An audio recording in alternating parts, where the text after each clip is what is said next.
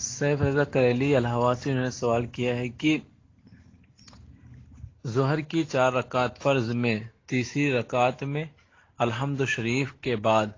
بسم اللہ پڑھ لیا دھوکے سے اور پھر نماز مکمل کر لی، سجدہ سہو بھی نہیں کیا، تو کیا نماز ہو گئی یا نہیں؟ جواب عنایت فرما دیں۔ لوگوں میں جو یہ مشہور ہے کہ فرض نماز کی تیسری اور چوتھی رکعت میں سورہ نہیں ملانا چاہیے، اگر سورہ ملا دیا تو سجدہ سہو واجب ہو جائے گا، یہ محض غلط ہے،